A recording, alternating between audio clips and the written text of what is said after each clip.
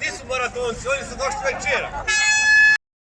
Zahvaljujem se turističkoj zajednici, gradu Bakru, svima medijima na podršci. Maraton je organiziran, ne znam koliko ste gledali po Facebooku, u par crtica smo to napisali, imao je nekoliko ciljeva. Mislim da bismo svi mi ovdje okupljeni volili da ovako jedan maraton zaživi svake godine u našoj vali, da bude pravi natjecateljski maraton. Naša vala je ko stvorena za takvu jednu priredbu.